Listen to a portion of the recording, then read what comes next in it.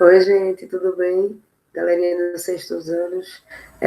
Estou aqui para a gente poder discutir mais uma videoaula, né, definindo, né, e tirando dúvidas em diferentes casos de doenças causadas tanto por surto, epidemia, endemia, pandemia. Então, vamos lá para a nossa explicação, tá certo? E aí vai ficar tudo esclarecido com vocês.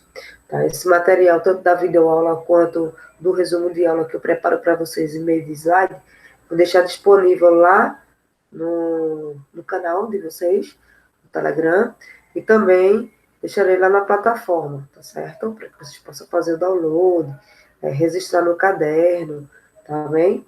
Vamos lá. Surto, epidemia, pandemia e endemia. Qual é a diferença? Vamos lá. Primeiramente, surto. Ela acontece quando há um aumento repentino no número de casos de uma doença em uma região específica. Para ser considerado surto, o aumento de casos deve ser maior do que o esperado pelas autoridades. Então, o que ele quer dizer é o seguinte: em algumas cidades, a dengue ela é tratada como um surto e não como epidemia, certo? Pois ela acontece em uma região específica, por exemplo, um bairro. Vamos dizer que num certo bairro, né, de sua comunidade, né, da sua localização ali, está tendo um grande número de pessoas infectadas pela dengue, pelo vírus da dengue, né? Então aí houve aí um surto, certo? Só que a doença não era esperada ter número de casos de pessoas infectadas por esse vírus. Então, chama dele de repentino.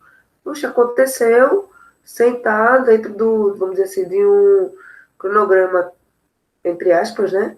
Em relação ao surgimento dessa doença, certo?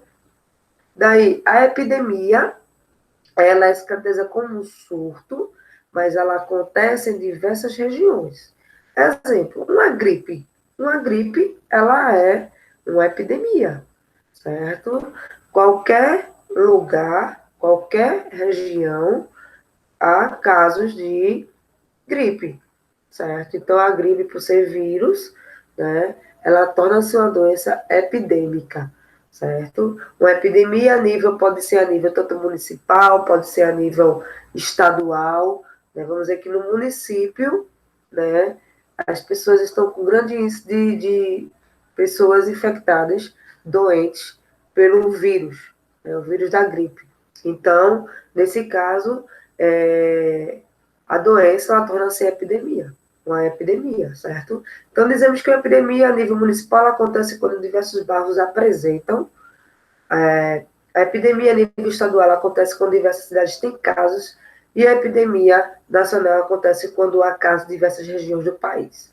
Então, aqui no Brasil, estamos vivenciando aí casos de uma gripe, certo? Então, podemos encontrar em um só município, em um só estado, tá?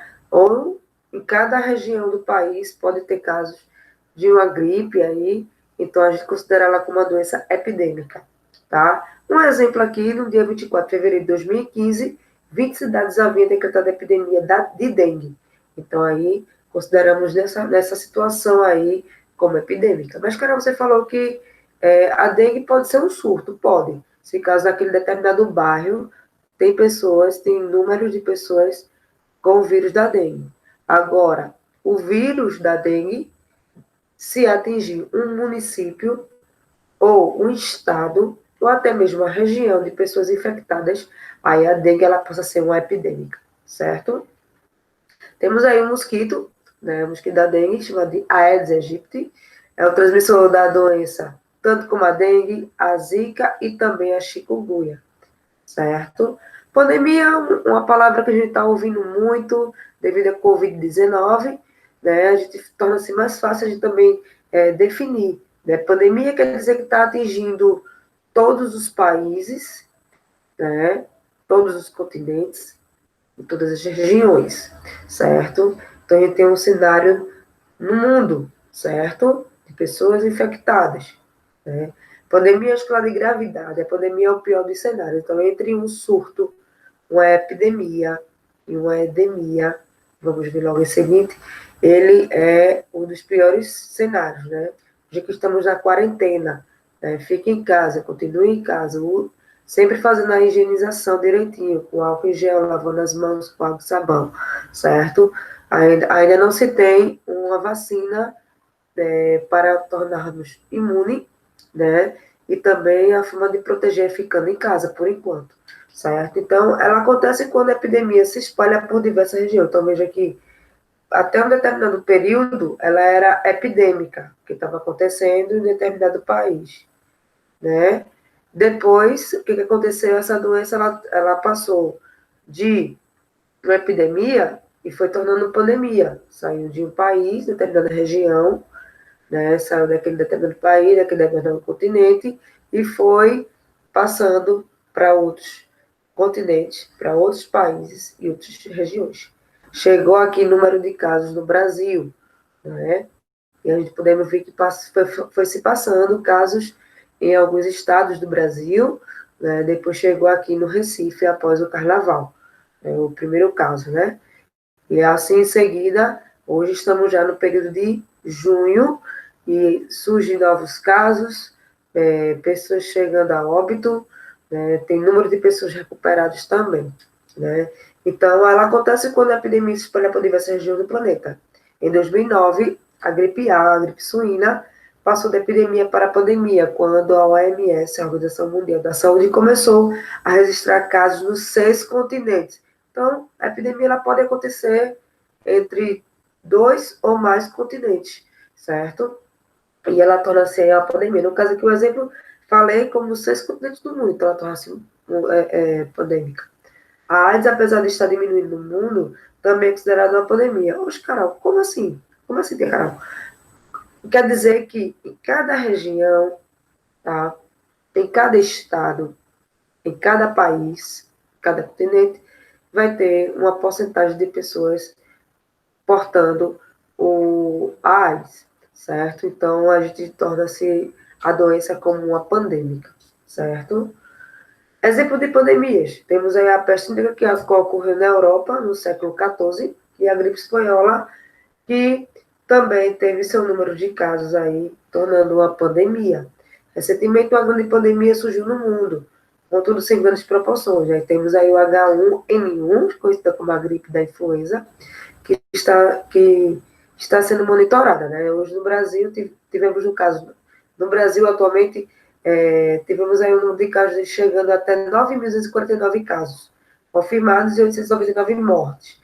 Isso foi divulgado pelo Ministério da Saúde em 2009, certo? Então, exemplo de doenças pandêmicas. Com relação à endemia, a endemia não está relacionada a uma questão quantitativa, números. É uma doença classificada como endêmica, quer dizer típica, típica daquela determinada região, certo? Ela só vai acontecer numa frequência naquele local. Exemplo, a febre amarela, por exemplo, é considerada uma doença endêmica da região norte do Brasil. Então, na região nordeste, não tem casos de febre amarela. Mas, Carol, em São Paulo e Rio houve casos sim, certo? Mas a doença, propriamente dita, ela é típica de lá da região norte. Assim como temos a malária. A gente não tem malária aqui no nosso estado de Pernambuco, aqui na região nordeste. Também ela afeta o estado da Amazônia, certo? É uma grande doença endêmica que atinge os países das faixas intertropicais. Estima-se que 300 milhões de casos são registrados todos os anos e pelo 1 milhão de mortes em decorrência da doença. As vítimas geralmente são crianças menores de 5 anos e mulheres grávidas. No Brasil, a região mais afetada é a Amazônia. 97% dos casos registrados já obteram lá. A África contém o maior número de casos, principalmente em mulheres grávidas. Já teve surto de malária lá na África. É uma doença rural, silvestre, raramente encontrada em meio urbano. Temos aí o mosquito, conhecido como mosquito prego, mas o nome taxonômico dele é o Anopheles. Né? Ele, assim, quando ele realiza a picada no indivíduo, né, automaticamente ele libera um protozoário, esse protozoário é chamado de plasmônio, fica lá nas células sanguíneas, por via sanguínea, né? Então, quando ele pica, libera o protozoário e aí contamina o indivíduo. Doenças, pode ser chamar também de doenças infecciosas ou parasitárias. parasitárias, né? O que é uma doença endêmica, epidêmica e pandêmica. Então, doença endêmica, típica de determinada região ou área geográfica. Doença epidêmica, a epidemia é a propagação de uma grande doença por um grande número de pessoas de uma região ou de um país. E a pandemia é uma epidemia que ultrapassa as fronteiras nacionais, espalhando por continente ou pelo mundo.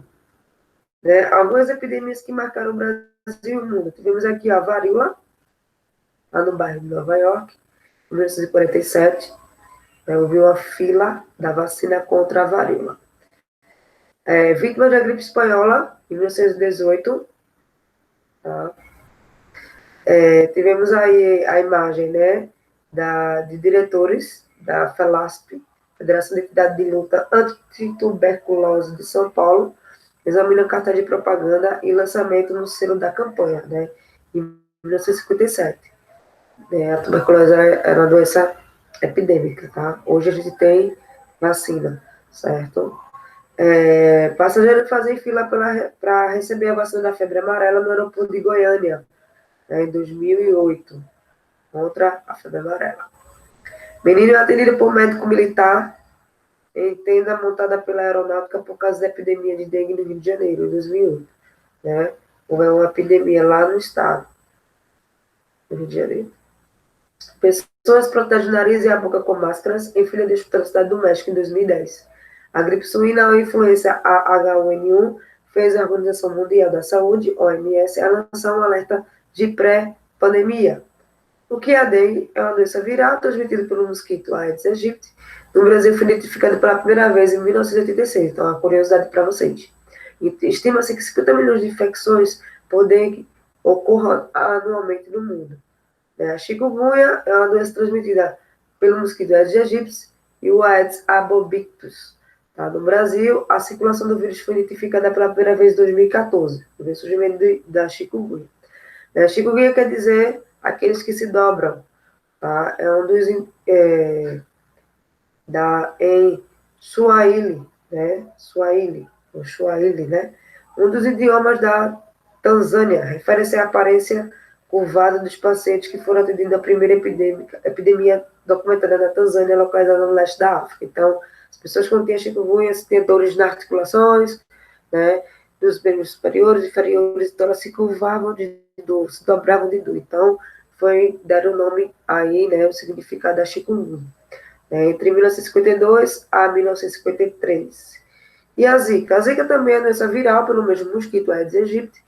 Foi identificada pela primeira vez no Brasil em abril de 2015. O vírus Zika recebeu a mesma denominação do local de origem de sua identificação em 1947, após a detectação em macacos sentinelas para monitoramento da febre amarela na floresta Zika, em Uganda. Temos aí uma imagem mostrando um pouco do ciclo, de como é que ocorre esse ciclo, né? A fêmea do Aedes aegypti põe 100 a 150 ovos por vez, né? A fêmea do mosquito. O outro passo o ovo se desenvolve em 3 dias e pode sobreviver sem eclodir por até um ano.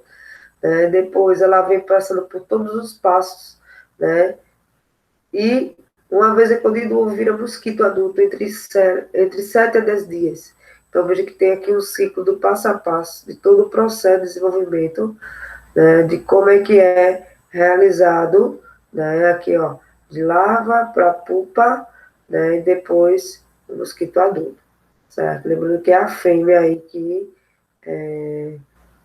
realiza a transmissão do vírus da dengue, certo? Sintomas são parecidos. Na dengue, a febre é mais alta, tá? Na chikungunya, a febre é mais moderada e na zika, a febre é baixa e às vezes nem aparece. Na zika, geralmente pode aparecer conjuntivite, mancha pelo corpo com muita coceira. Na chikungunya, a dor são nas juntas, bem características. Infelizmente, a chikungunya e a zika ainda não existe uma forma de prevenção, apenas o combate ao mosquito, com o controle dos criadores. Né?